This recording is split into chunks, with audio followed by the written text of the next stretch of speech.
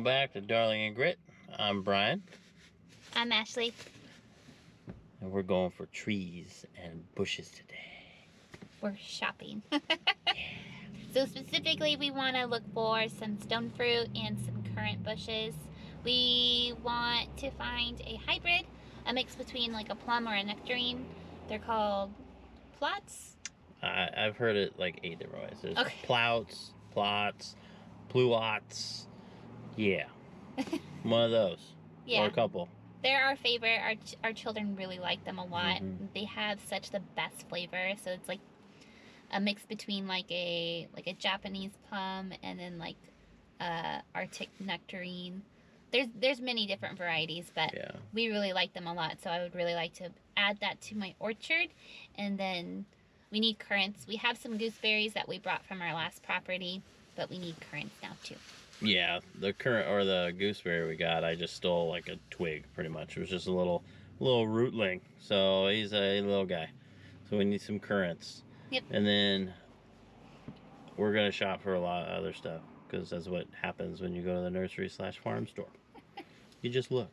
You look at all the goodies. That's what we're gonna do. You get in trouble. You spend too much money. We do. I was told to stay away from the chickens and the ducks, and I was like, okay, I can do that. Yeah, we're not doing those. We got enough. All right, we're off. Here we go.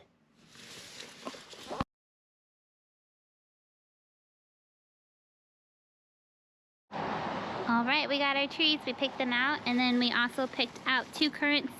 We got a currant pink, which is a champagne pink, and then we got the currant white, which is a Swedish white. And then what else did we get? Trees. We got trees. We got. Don't mind the noise. The Necta-Plum interspecies. And then we got a pink pearl apple. Yep. We've had one of these before. Beautiful. We really like them. They are very delicious and sweet. We got a Flavor Delight Aprium. And we got a Dandy. Dapple Dandy. Yep, Dapple Dandy. Plout. Pluot.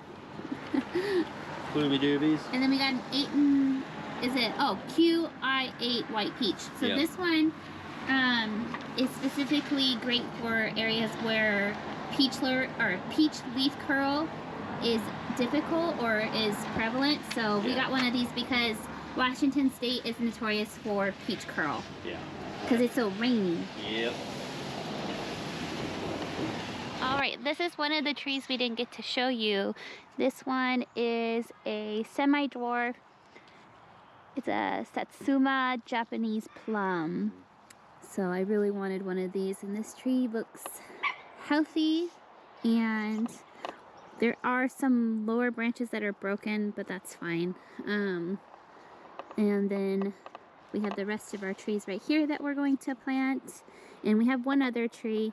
It's a pear apple tree, but that's going to go in the other orchard on the other side of the property. Are you happy, Biko? Are you happy? Are you happy, boy? I'm in the field.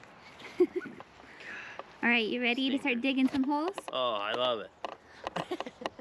We love digging holes, well, apparently. We're professionals at it. We kind of are. This isn't our first orchard, you guys. We planted an orchard like 2 or 3 years ago at our last property. Yeah, and it was originally it was 16 trees, moved to 20, took a few out, replanted more. So we're probably like 30 or 40 trees by now, and that's not counting bushes up front that we had at the old house. Oh yeah, the bushes. We had gooseberries and currants, and then now on this property we have like 46 blueberries. Yeah, we dig holes. So we better just keep adding on top of that. So here we go. I'm going to space out the trees. Right now we have a filbert right here, and I'm going to use my shovel. This shovel is about 5 feet tall. I'm 5'8", so it's kind of a rough 5 foot, but I'm just going to take my shovel like this, and that's going to help me determine 5 feet from the tree itself, and then I'm just going to walk it along like this. Now you want to plant at least 10 to 15 feet diameter between your trees for like semi-dwarf trees. If it's a dwarf tree, you can probably get a little bit shorter. Technically, you can plant your trees a lot closer than that if you wanted to, but as they get older, you're gonna wanna trim them and keep up with trimming them so they have plenty of airflow.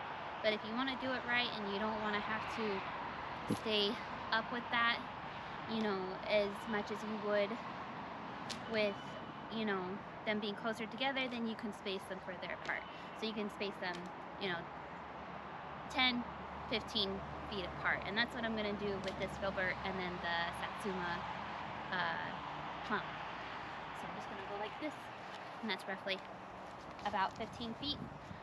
And then I already kind of started digging up this hole, and then I'm going to want it to be at least 5 feet from the fence. It's fine if things hang over the fence, because we're going to probably redo this fence, and it's probably going to be further in anyway. So now, stone fruit is toxic to goats or ruminant animals, so if you're planting trees near your grazing fields, you want to make sure that they won't have access to that. So like I said, that fence is probably going to be moved back a little bit further, but we'll also keep it trimmed if it starts to grow that way anyway.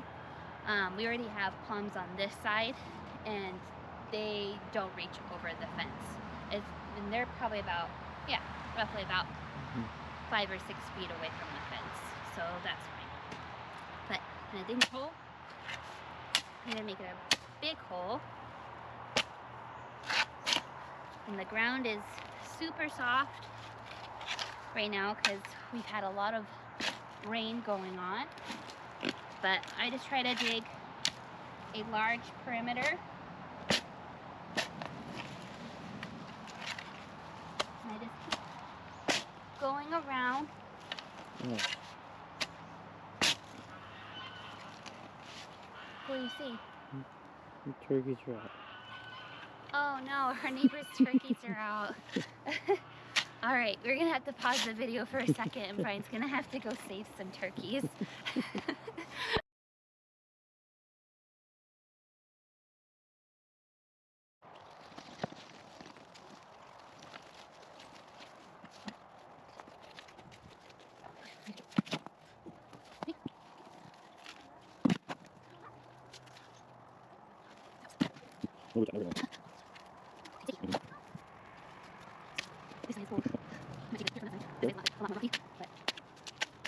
Yeah, go right in.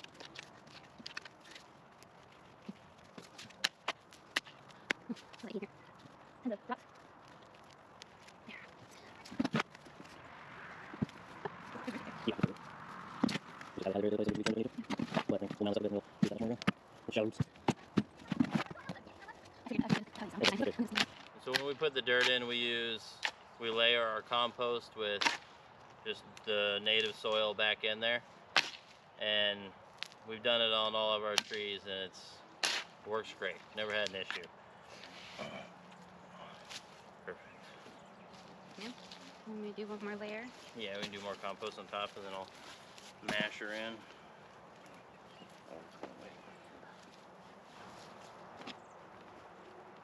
Tree. Ta-da! White peach in the ground. Alright, come over here. Looks like you used all the dirt in that one. Yeah.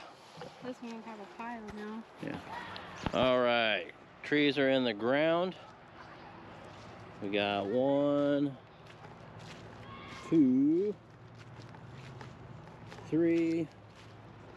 Future hole there. We're working on that one.